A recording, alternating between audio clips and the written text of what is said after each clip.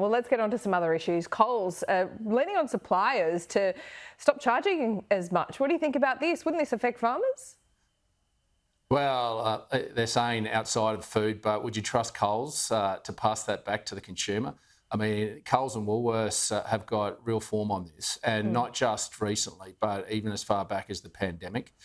We exposed that. The Nationals are the ones that over Christmas and New Year exposed the fact that they didn't adjust their meat prices despite the fact that they'd fallen at the farm gate by 60, 70%. They'd only reduced it by 8%. And that was as far back as June.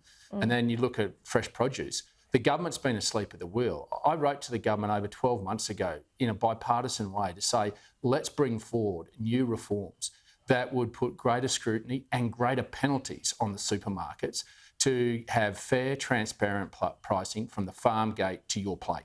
That's common sense, and these supermarkets have been gouging. And I think Alan Fells even validated the Nationals' position last week with his report that we've been calling for more ACCC investigations, not parliamentary ones, because the ACCC have the power to compel evidence and compel documents that would be able to demonstrate that. But we also need to give them more powers, and the Nationals have been saying for a long time, it's time for the divestiture of powers, and Alan Fells agrees. And I think you'll see that there'll be a conga line of former ACCC chairs that are saying they need more power and they need to be given the teeth and the resources to hold supermarkets out, because they hold 74% of the marketplace. That is the marketplace. When you look at the big chains in the United States, the three big chains in the United States control about 34% of the market.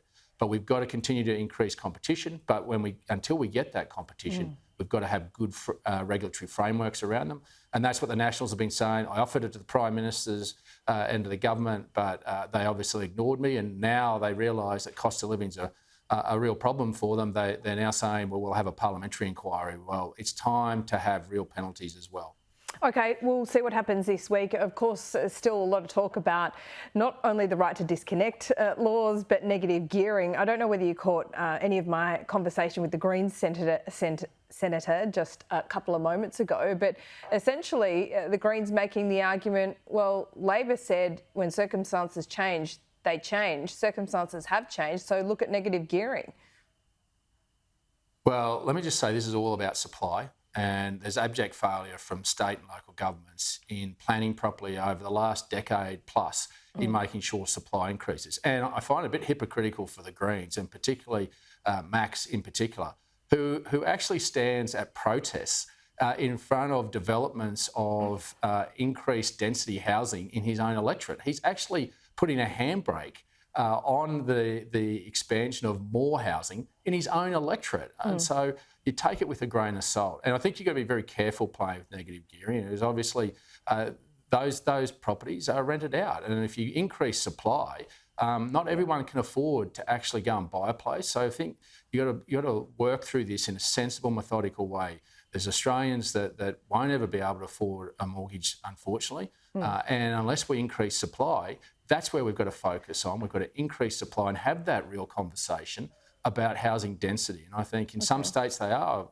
Credit where credit's due. I think Chris Minns has been prepared to have good on him. We've got to be bold enough to have that conversation, because otherwise you're going to tear away your food security by tearing up prime agricultural land, and that'll drive up your food prices. That's the conversation that state premiers got to be prepared to have. All right, we'll check in with you soon. Thanks so much.